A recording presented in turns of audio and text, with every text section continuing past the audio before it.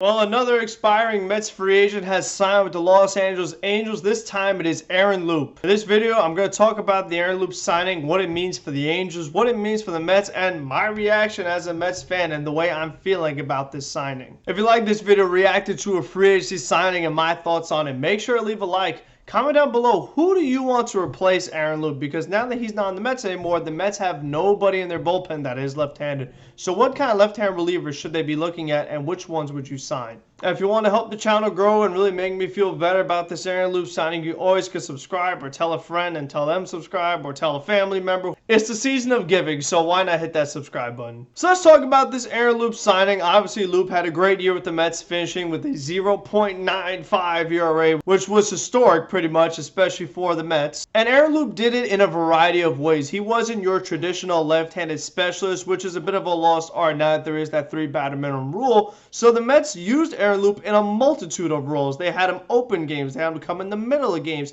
had him come at the end of the games, with runners on, with nobody on, facing left-handed batters, facing right-handed batters. Aaron Loup did it all for the Mets. And even though the Mets had a very disappointing season, they would have been even worse had it not been for how well Aaron Loup pitched. Now, obviously, earlier in this offseason, I've been talking about the Angels need pitching. Angels need pitching. So all of a sudden, now they get Noah Syndergaard and Aaron Loup. So the Angels are really finally focusing on pitching once Billy Epler is no longer there. Meanwhile, the Mets, what they need to focus on is also some pitching, and more importantly, some pitching depth. I could see this being a year where if the Mets are fully healthy, yeah, maybe their pitch will be good, but if the Mets have any kind of injuries, especially in the rotation, they're going to be screwed this year. And when it comes to pitching, we've seen so many relievers come to the Mets and are not successful. They don't do well. Now, we know that relievers are very tricky, and they have good years and bad years, so there is no way that Aaron Loup was going to have another year under 1 ERA, maybe even under 2 ERA. But when you look at what the Angels gave him, a 2-year contract of $17.5 million,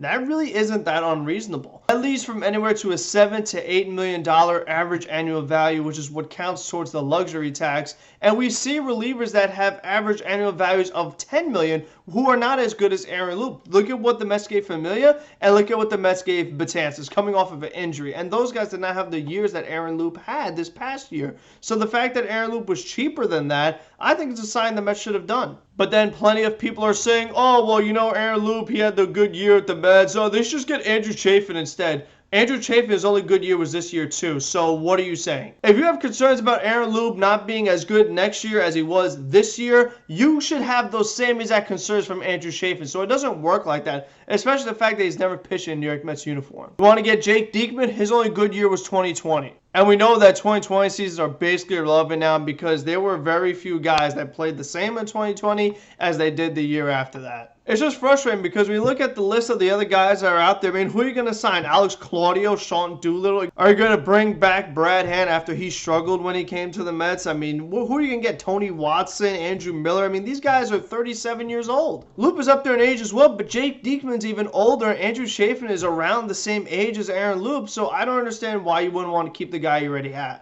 Now, the reason why I'm not going over the top is because I had this same exact reaction when the Mets did not sign Justin Wilson and he went to the Yankees. I said, this is a left-hander, did so much for you. You need left-hand relievers. Mets should have brought back Justin Wilson. I was going crazy. I was pounding the table. Bring back Justin Wilson.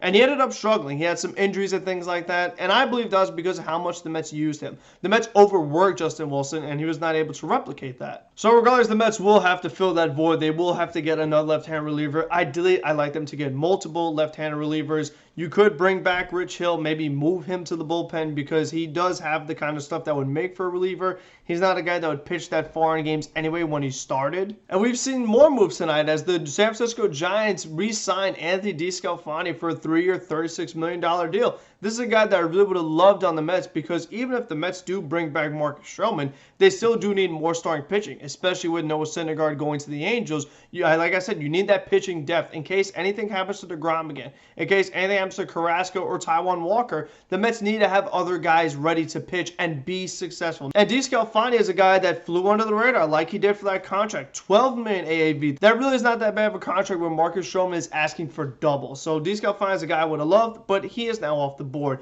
And we're just seeing these teams make signings. We're seeing rumors for these other teams, but we're not seeing anything for the Mets. The only thing we've seen is that they are kind of looking at Suzuki, the right fielder coming over from Japan. And Suzuki, he could help the Mets, especially if Michael Conforto leaves. But other than that, the Mets, I would like to see them do something, anything. Are we still asleep at the wheel? Is Sandy Alderson still the guy in charge, waiting till the last possible second so he could save the most pennies as possible, and we let all the players just go to other teams because it costs too much money, especially for the richest owner in baseball? Sandy Alderson said there's going to be lots of payroll flexibility. Steve Cohen said he's ready to spend. He's not afraid to spend. Well, where is it? Because here we are waiting. You have a deadline coming up December 1st or December 2nd, whichever day you want to consider, that the market is going to be frozen. So you're not going to be able to get anybody until who knows when. Whenever these guys get their acts together between the owners and players, and then we could get baseball back up and running. But until then, what players are you going to have? Do these guys know where they're going to go? I mean, and how can you game plan the way your team is going to be constructed